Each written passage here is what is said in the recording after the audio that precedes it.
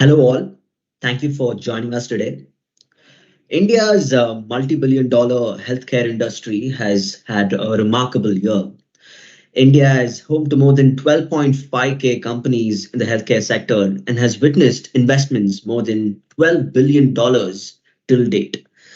We have Yash Tanna, a research analyst at iThought, taking you all through the presentation today. Yash primarily covers the healthcare sector for the fund, and among the other sectors, he covers textiles, logistics, retail. In today's presentation, he will take you all through the demand and supply dynamics, the key factors to track in the hospital business, reasons for the rally, the risk, and outlook. Without further ado, let me pass on the podium to Yash. Thank you. Thanks, Tarun. Am I audible? Yes, Yash, you are. Perfect. So I think we'll start. Uh, so thank you all for tuning in on a Saturday morning. Today we'll be discussing about the hospital space. Yeah, so let's start off. So firstly, let's start with the market size, right? Healthcare delivery is, one of the biggest sub-segments, in the entire healthcare space. It's poised to grow at a 15% CAGR to reach 7.7 trillion rupees by 2025. And it's one of the biggest contributors to the healthcare segment. So in this slide, in the next slide, we can see, right, that it was 2.5 trillion, right, which has grown to 5 trillion by 2022, and it's poised to grow at a 15% CAGR by 2025, right? And on the right hand side chart, if we see healthcare delivery, it almost constitutes 71% of the pie, right? So it's the major contributor in the overall segment, followed by pharmaceuticals, which is approximately 20%, and then medical devices, which is approximately 9%. So this helps us understand the significance of the healthcare delivery market in India. So let's get on and understand the supply side dynamics, right? We usually tend to focus a lot on the demand side, but supply side is equally important to understand. So India spends too little on healthcare. So the below chart is a representation of the current healthcare expenditure as a percentage of GDP in India, right? So if we see, this chart is over the last decade between 2010 and 2020. Uh, Healthcare expenditure as a percentage of GDP has varied between 3.5%, right, in India. And if we compare this to the rest of the world, India significantly lacks there. So this is the chart when we compare it to the other, rest of the world nations. So if you look at India is at 3%. If you look at Vietnam, which is probably some bit of a comparable peer, is also at 4.7%, right? And the developed nations like Japan, France, Canada, Germany, they are all between 10 to 12%. So India is significantly lacking in terms of investments in healthcare. Coming to the investments needed in beds and personal care, right? So we spoke about the lack of investments, but the lack of investments are in infrastructure, not only infrastructure but also in manpower, right? So India's bed density is for 10,000 people, India only has 15 beds, and the global average is 29 beds. Similarly, if you look at the physicians and nurses, we are much below the world average. So this chart shows us, a comparison. So India is at 15. If you look at US, that's at 29, which is almost the world average. If you look at China, they are at 43 beds per 10,000 population. So this just shows us, the lack of investments in infrastructure that we have done. Similarly, if you look at physicians or nurses, the world average is 16 for physicians for 10,000 people, whereas India is at 7. And if you look at nurses, the world average is 40 and India is at 17. So that's significant underinvestment in manpower as well. Now, if we look at broadly look at the split, right, between private hospitals and government hospitals, between the whole hospitals, gamut. So clearly, private hospitals have a higher market share, but this trend is also improving. So in FY16, private hospitals almost were at 59% of the total share, which in FY22 has jumped to 66%, which is also expected to jump to 73% in FY25. Similarly, if you look at government, was at 41% in 2016, has gone down to 34% in 22, and is further going to go down to 27% by 2025. So the trend is that private hospitals are taking the larger share of the overall hospitals. And even if we deep dive into the private hospitals, which is 60% of the overall hospitals, right? The larger chains, which are more of the listed players or the bigger, larger pan-India chains, are only 12% of the overall pie, and 88% are probably small and medium hospitals. So small and medium hospitals, they could have a standalone hospital or more of a secondary clinic converted into a small bedded hospital. So that comprises 88% of the overall private hospitals, right? And the larger chains are only at 12%. And larger chains, again, they are focused mainly on metros because the metros would yield them higher average revenue. So ARPOBS is average revenues per occupied beds, right? Because the paying capacity in the metros, there will be some bit of higher profitability in the metros. And that's why the listed players, who are focused mainly on the metro side, right?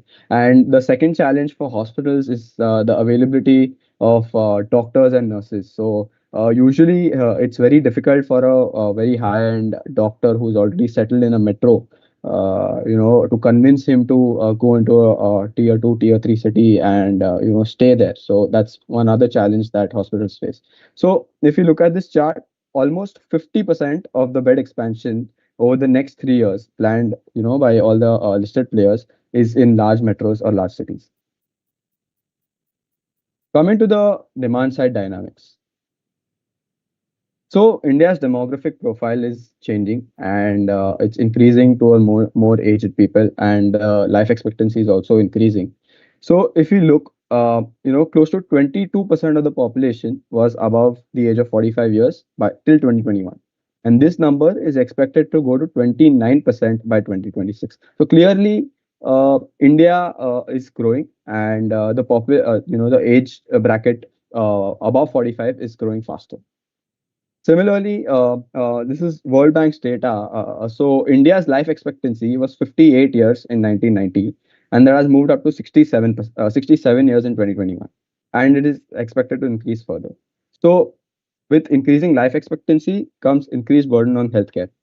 And if you closely look at this chart, the population above 60 years of age group, which primarily is the target customer for tertiary care hospital. So it was close to 7% in 2001, which has grown to 10% by 2021, and it is poised to grow. I mean, it is going to go to 13% by 2026. So above 60 age group people are growing much faster. Rise in non-communicable disease. So non-communicable diseases are mainly more of the chronic diseases like cancer, cardiovascular, diabetes, right? For which you might need hospitalization.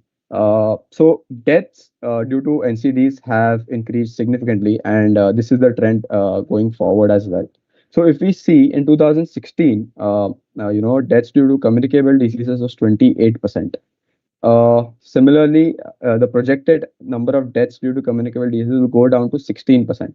Whereas if you see cardiovascular has jumped from 28 to 32, and cancer has also gone up from 8% to 12%. So these diseases where deaths are caused by more of chronic ailments, they would usually require more hospitalization. Coming to the insurance penetration, right? So, if we see, probably a decade ago, the insurance penetration was 17%. It remained flat for a couple of years, and then gradually improving to 37, 38% by 21, 22, right?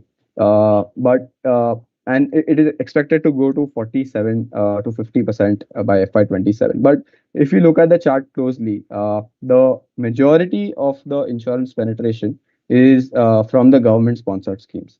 Now, the problem with that is, so yeah, even though the penetration has gone from 17 to 38%, it still remains low if we compare it to the a developed world. And out of the 38% penetration, government schemes is a major a major contributor. Like we saw in this chart, almost 31 crore population is insured by the government schemes. So the problem with government schemes is when you go to the hospital or get hospitalized, most of the times the government sponsored schemes are either inadequate or they are not available due to various challenges, right? There are many clauses. Some of the hospitals don't accept it. So eventually, you have to pay from your own pocket. So that's the problem. And the next slide is about that only, right? Because of the low penetration and the problem with the government schemes, the out of pocket expenditure for India is very high. So it's close to 50%. If we look at the chart, on the right, India is close to 51% out of pocket expenses. Whereas if we compare it to the developed world, US is close to 10%, France is close to 8-9%, Germany is close to only 12%. So in India, if you are hospitalized for a chronic ailment, and you have to pay almost 51% out of pocket, that can create a major dent on the family finances. Medical tourism is one more, phenomenal growth area that India has seen over the last decade. So if we see over the last decade, medical tourists in India have grown at a CAGR of 20%. That's a phenomenal number. Then there was a dip, obviously due to COVID, because there were restrictions for travel. But hospitals are now again reporting rise above pre-COVID levels for medical tourists. Now, why medical tourists are very important? So, firstly, why medical tourists, right? India has the third highest number of JCI accredited hospitals in Asia. So JCI is the accreditation, for safety standards or for that the hospitals get, for safety standards for quality of care. So India ranks number three in Asia with the highest number of JCI accredited hospitals, right? And that's right after Thailand. And India is able to give quality healthcare at a very affordable rate. I mean, cost savings when we look at we'll see in the next slide. The costs for various therapies, but cost savings are anywhere between 40 to 90% when you compare it to peers. And if you look at the mix that comes into India for international patients, Bangladesh contributes the highest. It's almost 57 to 60%, followed by Iraq and Afghanistan. So it's among Asia, but these medical tourists provide. They usually come for higher end surgeries, which are very important, and hence the ARPOBs are much higher for medical tourism. Yeah, so here's the difference in cost. So if you look at the difference in cost, let's say for a heart bypass, right, it's $144,000 in US. If you look at India, it's $5,200. If you look at for an angioplasty, it's 57,000 versus 3,700, right? Similarly, for as basic as a dental implant, it's almost $3,000 in US, and in India it's $1,000. So there's a massive difference, and even if we compare it to the likes of Singapore or Korea, there is a significant difference, and there's a much bigger play when it comes to medical tourism to grow further from here on. So let's look at hospitals, and classification of hospitals can broadly be done in three types, right? We can look at it by ownership structure, we can look at by standard of care that they provide, and by specialty that they provide. So if you look at standard of care, there are mainly three types. It's a primary care, it's a secondary care, or either it's a tertiary care. So most of the listed hospital players or pan-India players, the 12% of the pie that we spoke about, are in the tertiary care side. So if you look at the difference, primary care is mainly they don't do surgeries. Secondary care probably do very simple surgeries, and tertiary care is where all your complex surgeries, your transplants, your bone marrows, and all happen. If you look at the number of beds, primary care is usually outpatient, they don't have beds. Secondary care will usually have less than 150 beds, and a tertiary care hospital, which is usually a multi-specialty hospital, would have more than 200 beds. And investments obviously would be low, medium, and high for primary, secondary, and tertiary. And if you look at the diseases, It's just an example. If you have just a high cholesterol, you go to show a report or something, you'd probably go to a primary care doctor or a GP or someone. A secondary care, you would go for if you have a stroke, they have a small standalone clinic or something like that. People would go there as well. But for major cardiac arrest, heart transplants, or something like that, you would probably go to a tertiary care hospital, and if you have to be admitted for a few days for that. So that's broadly the classification when it comes to primary, secondary, and tertiary. Now, ownership structure. So there are broadly, majorly two kinds of ownership structures. One is operations and management, which has developed over the last decade. So under an operations and management contract, a large player, they have a contract with the hospital where they oversee most of the functions of the hospitals, be it marketing, operations, finance. So the entire P&L of the hospital is with the guy who's doing operations and management, and in return the private player, he just receives a fixed fee, either a fixed fee or a revenue share depending upon the contract. And the other is the own structure where the hospital owns the land and building entirely, and he owns the entire P&L as well. So the primary difference is mainly on the land and building side, where some hospitals prefer operations and management in a few areas where they want to venture into an asset light model. So if you look at the key listed players, right? So this is how they are structured in terms of owned versus O&M. Majority, are owned. If you look at Apollo, they have some bit of O&M. If you look at Max Health, they have 18% of O&M. But primarily, it's owned, and this has come from one of the managements, right? It becomes very difficult sometimes to find an O&M contract because a hospital is a more longer gestation asset when it comes when you come to look at it that way. And the profitability also kicks in after probably 4 5 years, which is a long waiting period. And till that time, to suffice the rentals or to suffice the revenue sharing or the profit sharing becomes slightly difficult. So the hospital players find it difficult to find O&M contracts usually, and that's why they prefer an completely owned model for expansion. So we're looking at, we spoke about three. By specialty is the third one.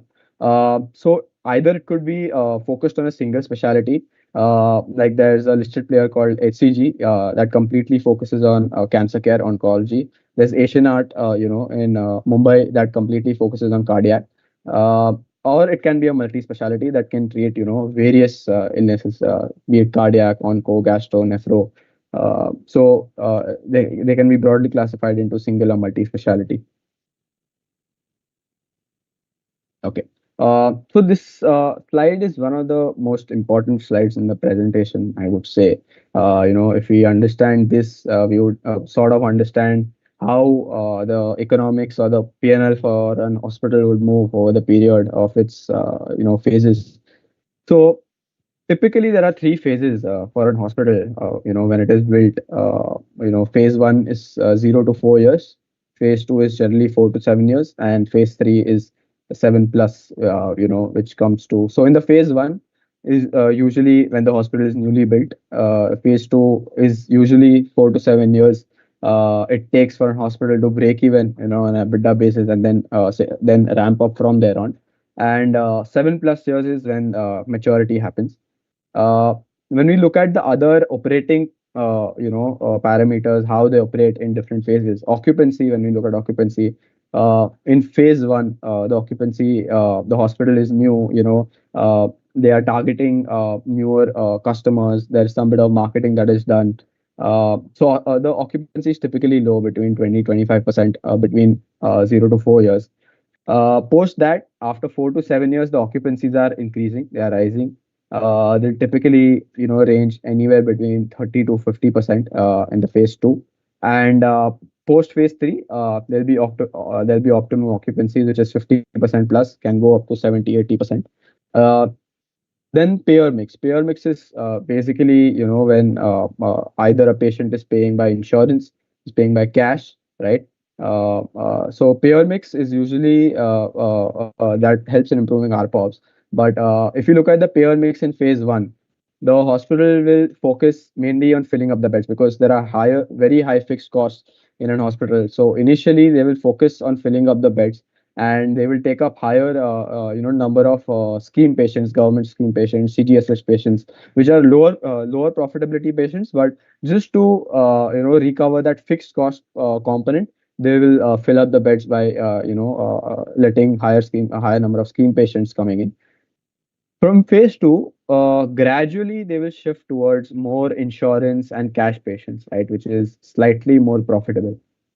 In phase three, they will completely squeeze out and optimize the payer mix as much as they can. So they will try to shift maximum towards insurance or cash, or they will also try to accommodate more international patients wherever possible, because that will give them higher profitability. Again, ARPOBs, if we see, the ARPOBs will be lower primarily due to, we saw the case mix. We saw the payer mix, right? We spoke about the payer mix where higher scheme patients will be there. So scheme patients will give them a lower ARPOB and case mix also. So we have seen cases wherein mature hospitals, or where the hospital is moving to a maturity, the hospital also tends to focus on the case mix, right? So one of the hospital chains is focusing more on the oncology side, right? Because they're adding more equipments, more beds catering to oncology, because that is a higher ARPOB, higher profitability generating therapy as per them. In phase two, the ARPOs will usually be growing fast because again, the utilizations will increase. It will go from 20-25 to 30 to 50%, and they will also improve the payer mix and the case mix. And in phase three, the ARPOs will be higher than the blended ARPOB of the whole hospital.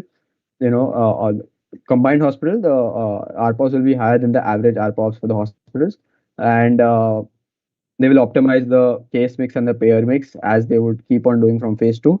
They would try to squeeze it as much as possible, and they would also decrease ALOS. So we'll understand all these terms going forward. Probably the slide we could have taken it in the end, but ALOS usually measures the efficiency in the infrastructure. So they will also try to utilize the infrastructure as efficiently as possible in the phase three. And margins, if you look at margins, in phase one, they will be negative because we spoke higher fixed costs. It's difficult to recover with lower occupancies. In phase two, usually they'll be breaking even, and there'll be some profitability. Whereas in phase three, they'll be positive because operating leverage will be at play. With higher fixed costs, and the incremental costs of adding patients will be much lower in phase three. So yeah, this was one of the most important slides in the whole presentation. So if you just want to take a look before moving on.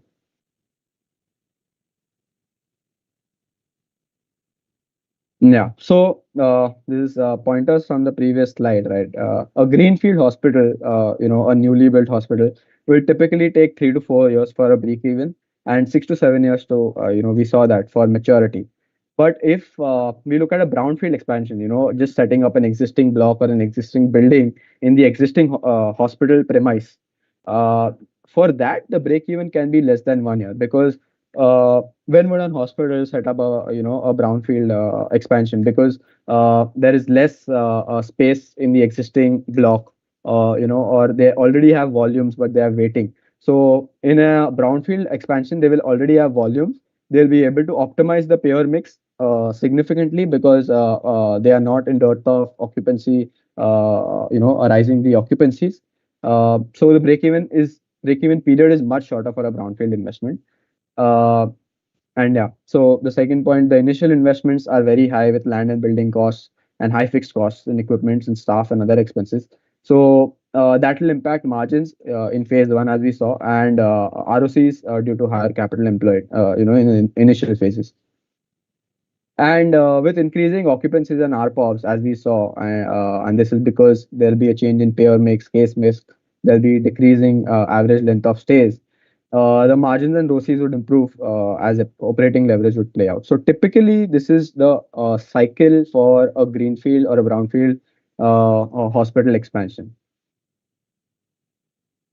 Now, if you look at the cost structure for an Indian hospital, either first is the capital cost, one is the capital cost, and then it is the operating cost. So if you look at the capital cost, primarily 55 to 60% of the capital cost is land and building. So that is the major investment that the hospital does in the capital cost.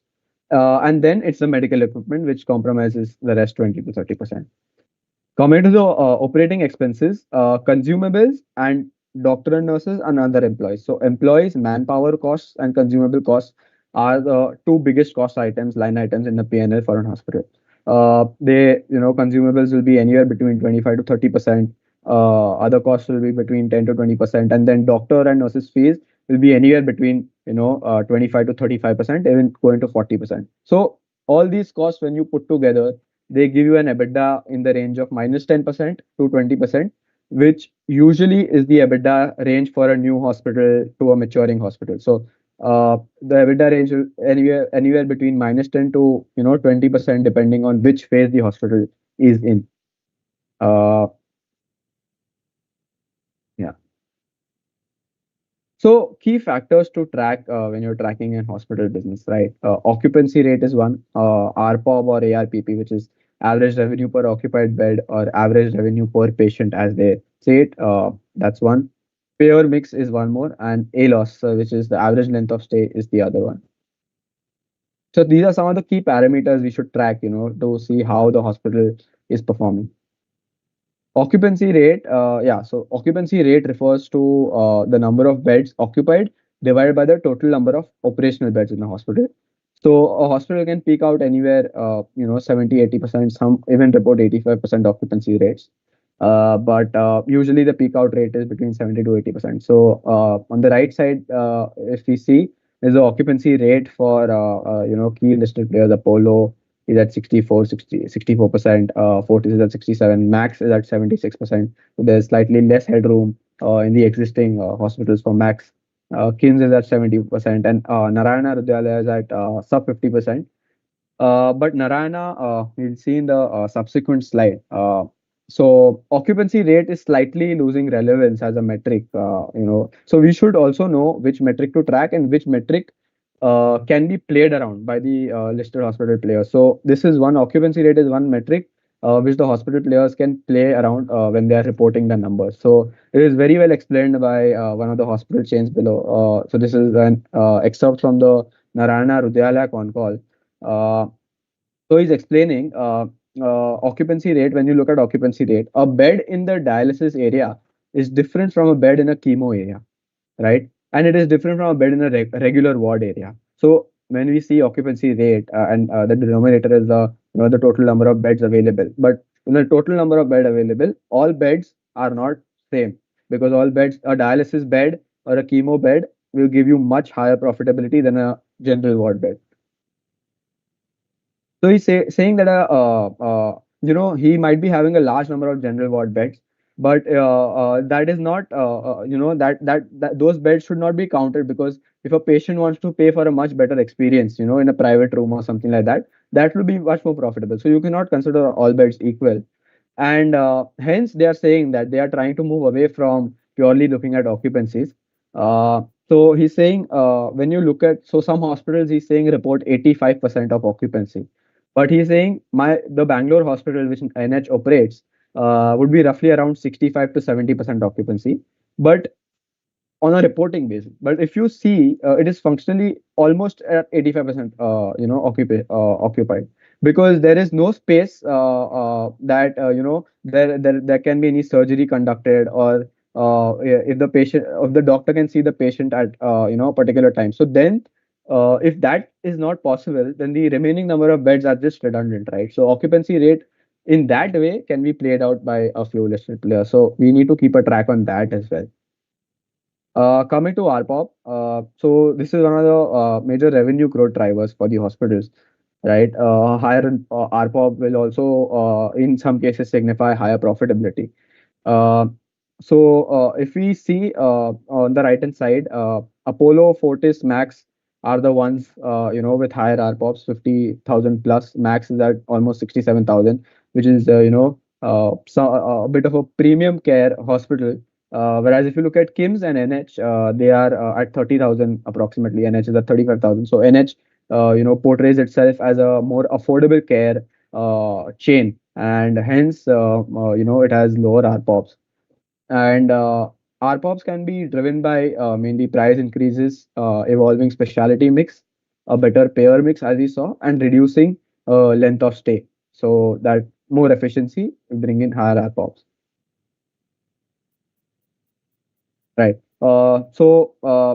Coming to payer mix. So we understood ARPOBs can be driven by these few parameters, right? Out of that, a better payer mix. So because of low insurance penetration in India, we saw that a lot of expenditure is out of pocket, and this segment is recorded in cash segment. When we look at the payer mix, the most attractive payer mix for a hospital would be international patients, which would be the highest ARPOB.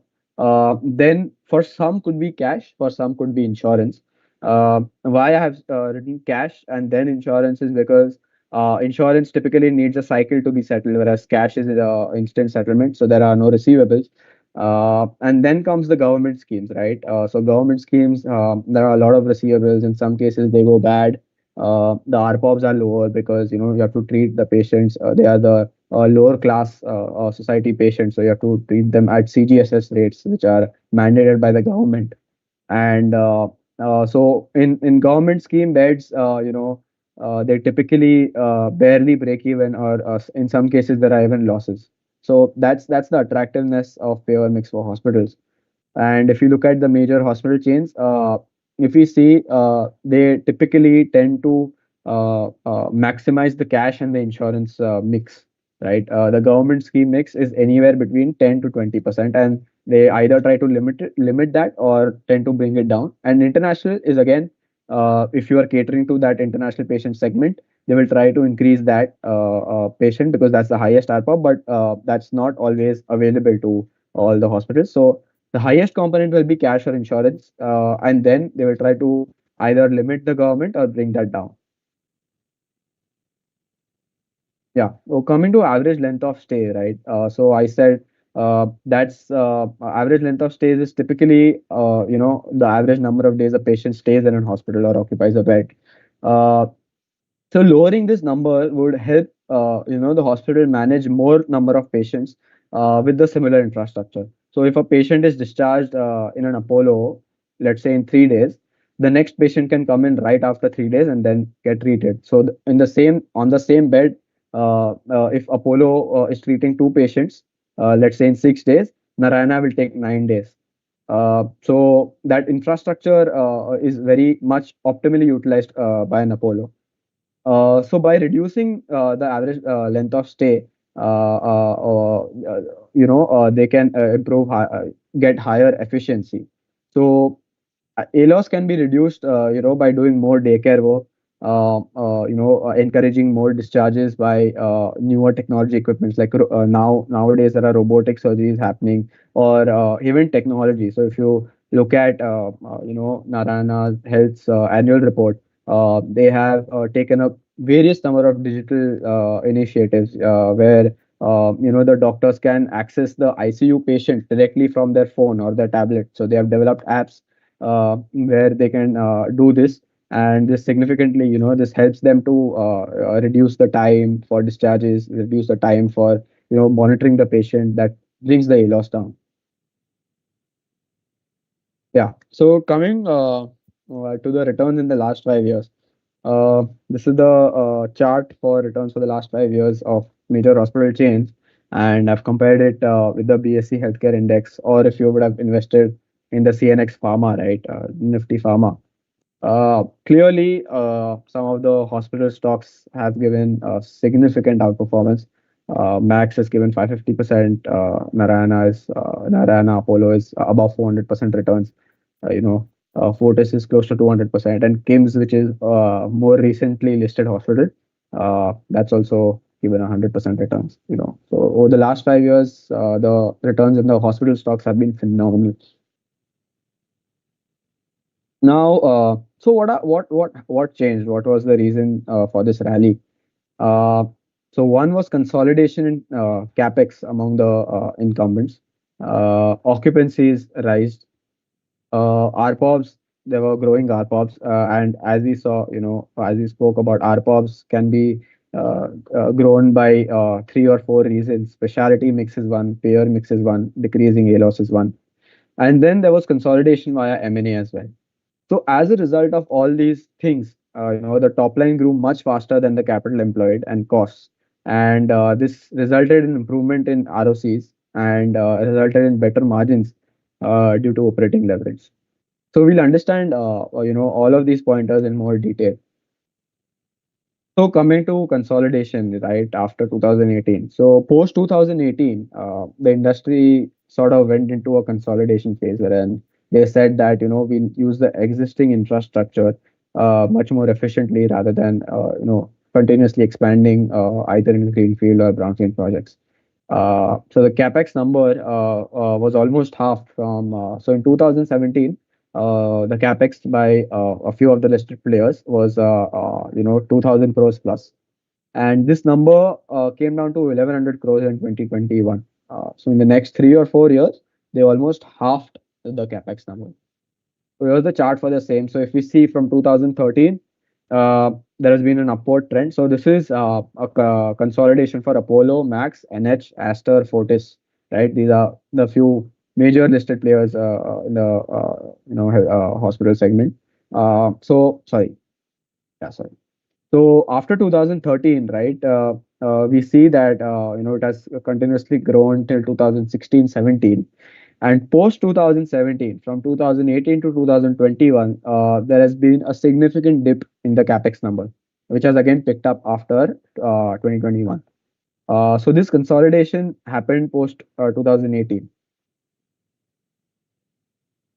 And because of this consolidation, right, the existing hospitals which had lower occupancies, because there were no further expansions, the existing occupancy sector occupancies started rising. So occupancies pre-COVID was close to 58, 59%, which went down to 54%. Obviously, due to COVID, the elective procedures stopped and occupancies fell. But post that, there's been a steep rise in occupancies for all the hospital chains that gone up to 64% in FY23. Elective surgeries resumed, medical tourism resumed, and it has gone up to 64% in 2023, and very good growth in ARPOBs, right? So over the last few years, players have witnessed this is on an average, all the players have witnessed an ARPOB CAGR of close to 9%. So if we see it was 38,000, 40,000, 30, 39, 40,000, which significantly went up in 2022, 15% jump, 45,000, and now it's close to 49,000. So why these ARPOBs moved up, right? One was optimizing payer mix. So this is a snapshot from Apollo. If we just look at FY18, the share of government scheme patient, which is the gray area, seems to be slightly higher, right? And if you look at in FY23, that has reduced, while the insurance component, which is the darker pink area, has significantly increased. So this snapshot is from Apollo, right, where the insurance patients mix improved by 700 basis points over 18 to 23, and this trend has been very common for, as I said, this trend has been very common for most listed players, where they try to reduce the government scheme patients or maintain the government scheme patients, but try to increase the cash and insurance component of it. Now, this was very interesting, right? Optimizing specialty mix. So, in a multi-specialty hospital, where there'll be all sorts of diseases being treated. If some hospital, takes up a stand that they'll expand in a certain area where the profitability is higher, that will also improve the ARPOB. So, if we see, this is an example of NH. Over the last 2 years, they have consciously increased their focus on oncology. So they have added, equipments, more of chemo, radio. Yeah. So they have constantly increased their focus on oncology by adding, equipments in chemotherapy, radiotherapy, and similarly, the infrastructure has been added on the oncology side to treat more onco patients. And if you look at their annual report, right, the ARPOB for oncology is close to 5x of their blended ARPOB. So there's a significant difference, in the blend ARPOBs when they treat an onco patient versus a non-onco patient. And over the last 4 years, the onco mix has jumped from 9% to 16%. And this also would help. I'm sorry, Tarun, am I audible? Because there is some uh, noise coming from the presentation.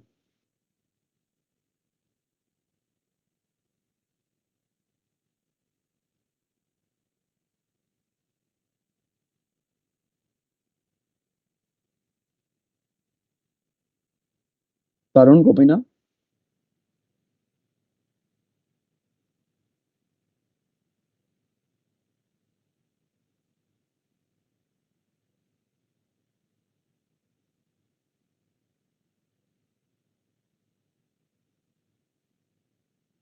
Hey, hi, Yash.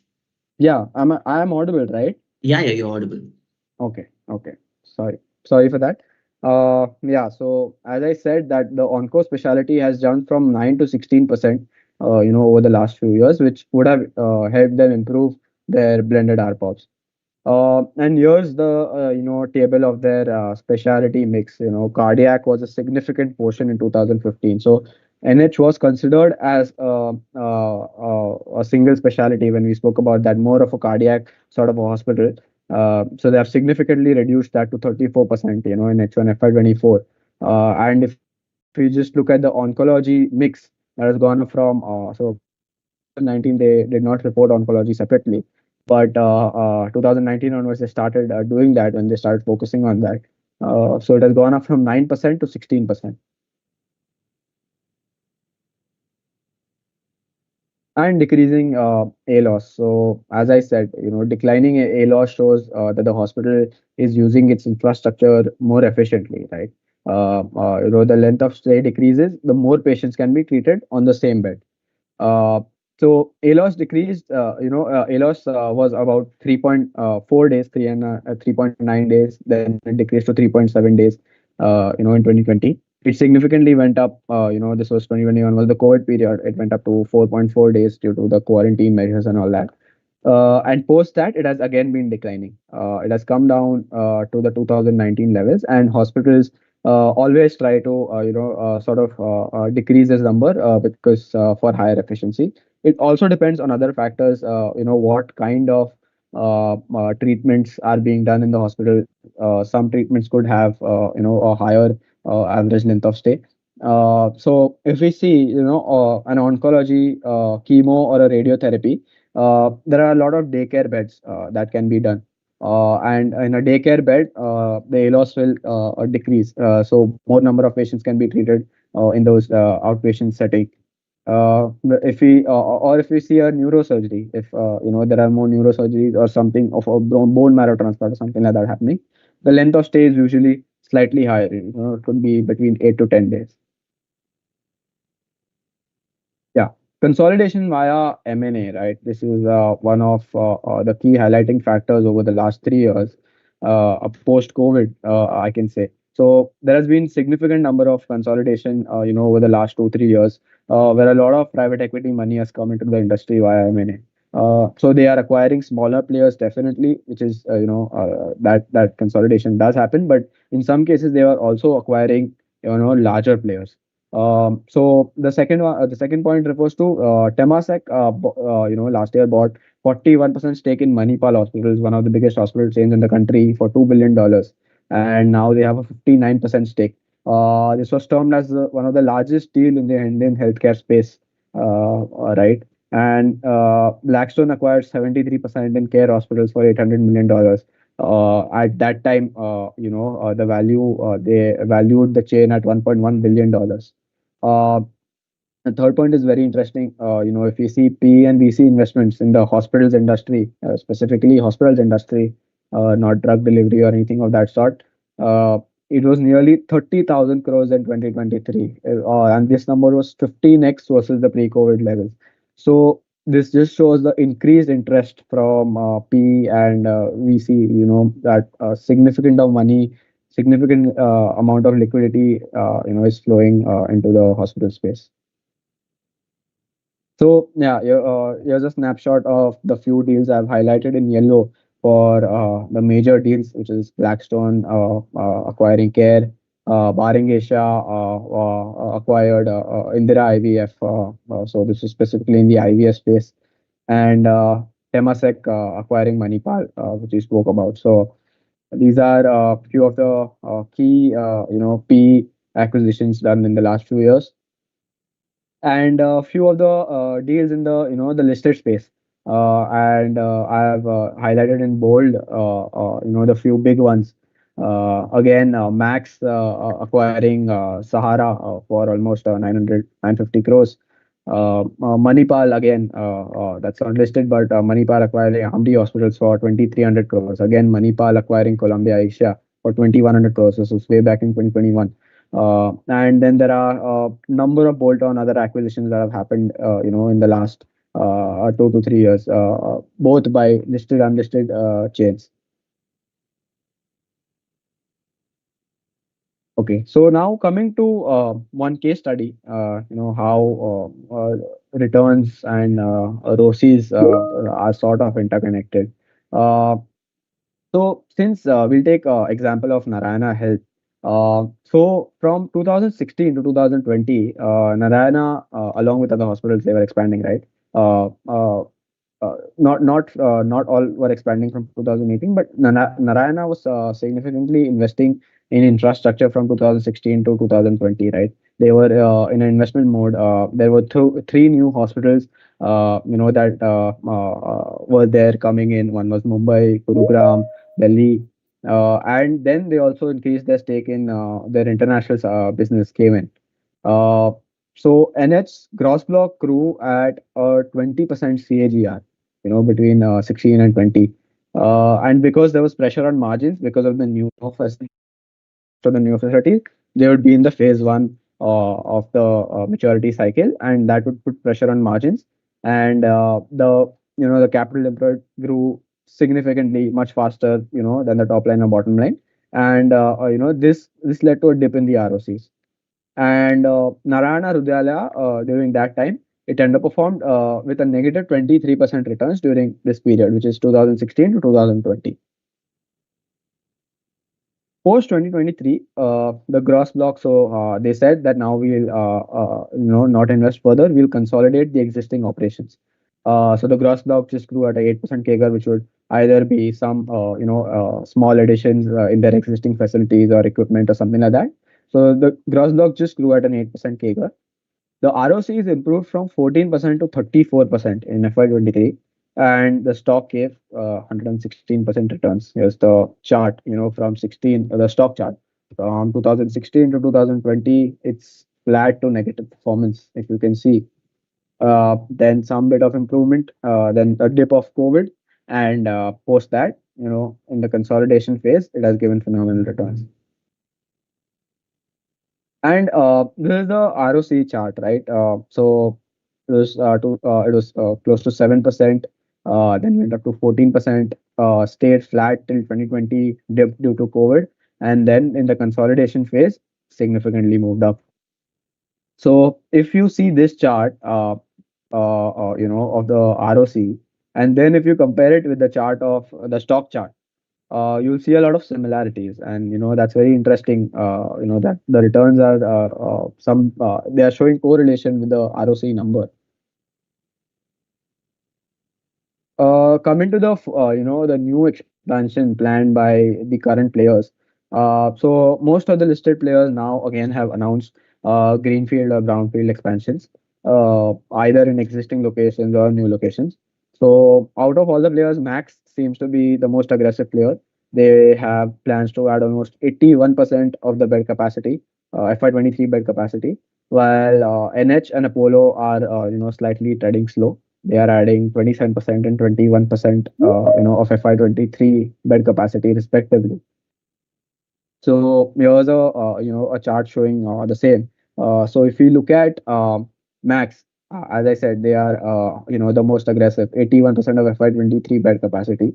But interesting to note is that most of the expansion is happening, it's brownfield, and even the greenfield expansion that they are doing in a dominant market where they are significantly present. There is some brand loyalty, and there are patients which are already there, so they will have volumes. They will just have to divert the volumes to the newer hospital. So that strategy probably would work well for them. And if you see the current headroom, Max has very limited headroom in their existing network. So for them to go aggressive probably makes sense.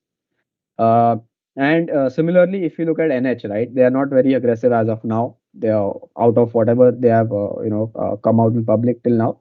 27% of the FY23 bed capacity, right? And this is a, mix of brownfield. This is brownfield is almost 65%, and again, greenfield in dominant markets. So now, once the hospitals have been through an investment cycle, they do realize that greenfield investments take a significant amount of time to mature, break even, and there are significant amount of risks involved in greenfield markets. So they are doing greenfield investments in dominant markets only. So even NH, they are doing greenfield in Kolkata, where they have one of the flagship centers already. Right, so they'll be able to divert the excess patients to the new hospital. Coming to the risks, so regulatory risks are one of the biggest risks in the hospitals business. Uh, so in 2017, NPPA capped the pricing on NPPA capped the pricing on heart stents, right? And they slashed the prices by almost 75%. Narayana's major therapy area at that time was cardiac, where heart stents are used, which is 48% of the mix. And this is a snapshot from that year's con call, where they are saying that it was a short-term impact for them, because eventually they did not price it, that stents pricing differently, and that the treatment price differently. They combined it as a package, and then the package had to be paid by the patient eventually. But that took time, and there was a short phase where there was an impact on the numbers. So here he's saying that the impact is almost 3 to 4 crores per month. So the annual impact could be as big as 40 crores for them, for the stent pricing. And in that period, post which after the stent capping was announced, and a few months after that, where NH stock was already underperforming, it fell by almost 20-25% even after this announcement. And so some another this was another example which was very recent, right? In Feb 24, I think, the Supreme Court directed the center to standardize rates for healthcare procedures, or at least for them to come up with some sort of clarity on the pricing that these hospitals charge. So the problem is that when you charge the patient with a package, there is not a lot of clarity on how much money you are paying for the consumable, or how much money you're paying for the treatment costs, or something like that. So the Supreme Court asked everyone, to standardize the healthcare procedures, or at least provide transparency for the same. And if that was not done, CGSS rates would implemented, in the interim. Now at CGSS rates, most of these hospitals, we understood that they barely break even or make losses. So that would be completely unviable for the hospitals to work at those rates. And post this, most of the hospital stocks corrected 20-30% from the top. So this is a chart from where when that announcement was made, and post that, see NH, Max, Apollo, Fortis, most of them tanked 20-30%. Yeah, so this is just a snapshot of the announcement. I also put up a tweet in my handle saying that why this is not sustainable, because this actually it also deters the hospitals from investing in quality healthcare. Yeah. Other risks are, mainly company specific or hospital specific. If there's a failure to ramp up a new hospitals, it will weigh on the margins and ROCs. So this is problem with one of the hospitals of Narayana, where their new hospital, one of the new hospitals in Mumbai, it took a lot of time to ramp up, much higher than initially estimated. So that impacted, the margins. Increased competition in certain clusters or certain areas. So Delhi NCR is considered to be slightly cluttered market. Also because the ARPOBs are higher in that market, but a lot of expansion does keep on coming up in that region. And inability to retain in top talent, which is doctors. So doctors are one of the major reasons why the patient would come to that hospital. If you are not able to retain that particular doctor, and if that doctor moves from, let's say, an Apollo to a NH, those specific set of patients would be diverted to NH. So what's the outlook? The outlook remains very steady. I think as of now, there will be improvement in occupancies for the current and new centers. The ARPOBs, they expect a steady increase in ARPOBs driven by complex surgery, optimizing the payer mix. Entering, so most of the hospitals, as we understood, are like, entering some bit of an expansion phase. Now this might weigh slightly on the margins, but it will depend entirely on a hospital to hospital. How much percentage of the bed capacity of a particular hospital is in either phase one, phase two, phase three. If some bed is transitioning from phase two to phase three, and similarly they're entering into a new expansion phase, the margins might just offset for those hospitals. And the long-term growth outlook is very positive. Coming to the valuations, are they are slightly, they are trading at a premium above historical averages. If you look at Apollo 1 year forward, or Medanta, this is for Max, almost above 50 times. Aster above, close to 35, 40 times. Even if you look at Kim's, close to 40, 45 times. Narana is slightly, cheap, relatively, close to 30, 30, 35 times.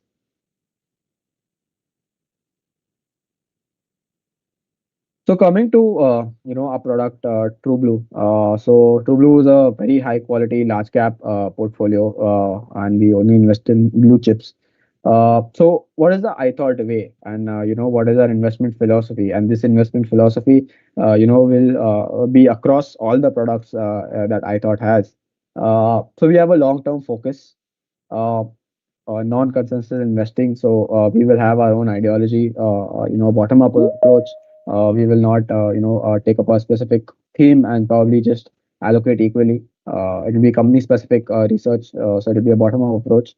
Uh, there's a high focus on risk management. So either, on the valuation side or otherwise. And what are we trying to capture? So we are trying to capture India's growth story, plus the global champions coming out of the exports. So these are primarily what TrueBlue portfolio tries to capture. So what is the USP of TrueBlue, right? It's a pure large cap concentrated portfolio. We have a higher active share, which I'll also discuss in a subsequent slide. There's low churn and buy and hold strategy, and no fixed fees. So it's performance based. So as I said, completely large cap portfolio. We have 23 stocks. And there was where, when I said that we have a higher share. So if you look at the bucket of top 6 to 10 stocks and top 11 to 15 stocks, right? For Nifty, it's 17% for top 10 stocks, whereas for TrueBlue, it's close to 25%. Similarly, looking at top 15 stocks for Nifty is close to 10%, whereas for TrueBlue, it's close to 14%. And for top 10 stocks for TrueBlue, the differentiators, we have HDFC Life, Bajaj Auto, Maruti, M&M, Sun Pharma, right? We are not, replicating the index in that sort. We have our own ideology. where we are weighting some of the stocks higher for active returns. And this slide shows, drawdown or stability of True Blue, in terms of drawdown. When markets become slightly choppy or there's some bit of correction, there's a comparison of True Blue. So this is from June 22. Nifty corrected 17%, and these are the other, our top 10 large cap funds that corrected anywhere between 22 to 14%.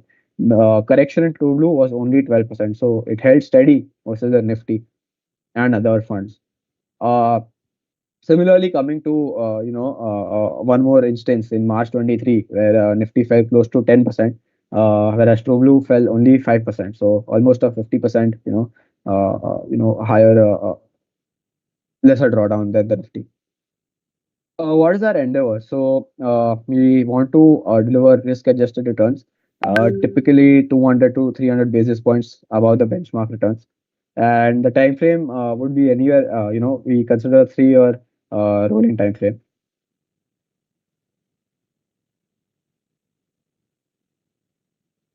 Yeah. So actually, Mr. Sham Shekhar is the fund manager, and Mr. G.R. Balaji is the co-fund manager.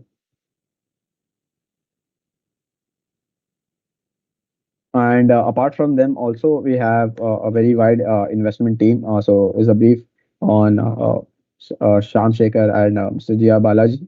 I think we are well aware of them. And apart from them, also we do have a very wide investment team with research analyst, strategy team, investment management team, product management team.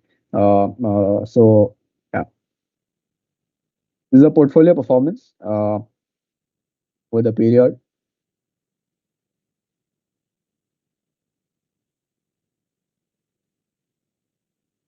Yeah, and this is the key terms, minimum investment 50 lakhs,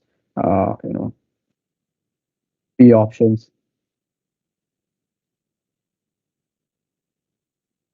Yeah.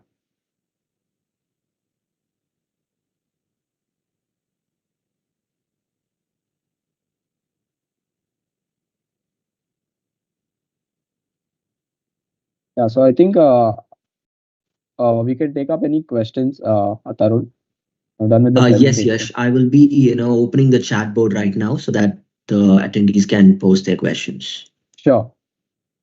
Okay, so I think there are a few questions. Uh, Tarun, are you able to see these questions? I'm not Yeah, sure. I'll I got a be. notification. There's a lot of unwanted stuff there. I'll post all the questions for you. You can just scroll the chat board to the last message and start taking them. I can see this question. Tarun, is this the first one? Max and NH are the top picks in the hospital sector, right? From Ashwin. Uh, so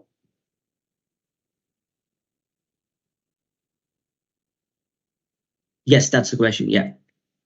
okay, yeah. So I thank you for tuning in, Mr. Ashwin. So I would sort of refrain from discussing topics or stock specific questions because that was not the intent of the presentation. But nonetheless, to say that Max and NH, both the hospitals, if you look at the operating parameters over the last few years, they have done very well, and the managements have calibrated very well over the last few years, and they do remain very attractive. But we also discussed, in the overall hospital space, currently, the starting valuations aren't, very favorable. They do not provide a very good margin of safety. But nonetheless, both the hospitals chains that you mentioned have done very well over the last 2 years. I hope that answers your question. Any other questions, Tarun? I think someone has asked, will you be sharing Yeah. this material with everyone? I think, yeah, this is being recorded and this will be on YouTube. Am I right, Tarun? Yeah, if they require it, we can. Yeah, it'll be available on the YouTube as a video, Okay. so people Okay. can go forward. Yeah. Sure. Okay, now I can see your questions, sir. Okay, I'll answer them one by one. Sorry for that. So one question I think is True Blue a mutual fund? No, sir, it's not a mutual fund. It's a PMS product. We saw the key terms, right? 50 lakhs is the SEBI requirement. That's a minimum investment. It's not a mutual fund product. It's a PMS product. Uh, so the next question is, there are a lot of delay in payments or dues from the government uh, hospitals. What would be the impact for the hospital profitability? So when we spoke about, right, the payer mix, when these hospitals try to sort of contain or reduce the government scheme patients, because this is the precise reason, sir, that they try to reduce the government scheme patients, because there is a lot of delay in payment. Sometimes, they have to write it off. Even the ARPOBs are very low because they have to be treated as CGSS rates. So the profitability for those beds is very low, and that's the precise reason why they optimize the payer mix.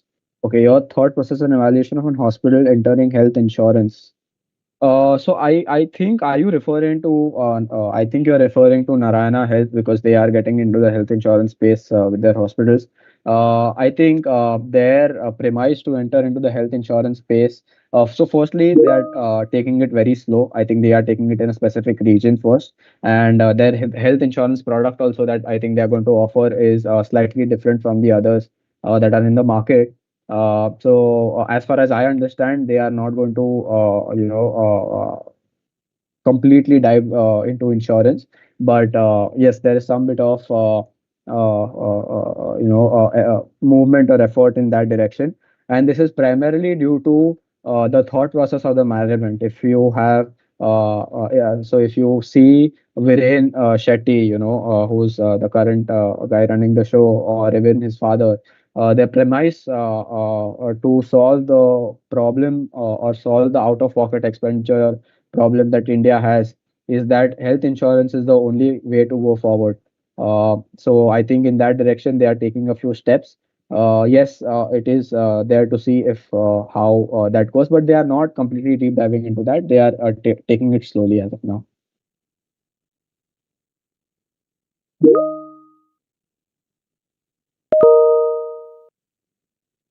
Okay. What about Rainbow Hospitals? So Rainbow Hospitals is mainly, I believe, they are into pediatric care. Uh, and they also so they are not in they usually treat children, infants, and I think if you they have a differentiated model when you compare it to the other hospitals. uh, so yeah, what exactly, I don't know if you want to know about Rainbow Hospitals, but that also seems to be an interesting hospital play if you look at their proposition. Sorry, I did not get this question where you're saying pharma, hospital, tourism, hotel, insurance, all these businesses grows if the industry grows in the right way. Yeah, I mean, you're right. A pharma will grow if hospital business will grow, and vice versa. And tourism, medical tourism, if you're relating to that, right, it will grow. Yeah, so it should be that way. But we cannot completely correlate all these industry growth. But yeah, some bit of it could be correlated. Yeah, I said this would be recorded on YouTube, and I think you all can have a look, or probably you can get in touch with my team in Tarun. Probably they'll share across the link.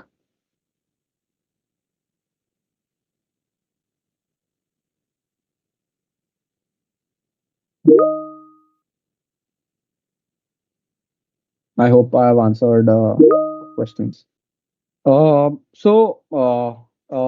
I think this is state specific. If at all there is any subsidy given by any state, right, this subsidy can be in terms of, so there are no specific subsidies from the central side, as far as I know. State wise, there could be some, probably in terms of land acquisition, or if they could be on the cost side, probably the power and fuel side or something like that. But there is no as such subsidy from the center, or as such that I am aware about. And that is the reason, right? So it takes a lot for these hospitals to go and set up a greenfield project because maturity timelines are very wide and there are risks involved with that. Hi, Yash. I think no more questions are there on the chat board. I All right. think we can close the webinar, right? Sure. Thank you guys again for joining in. Thank you all. Thank you very much.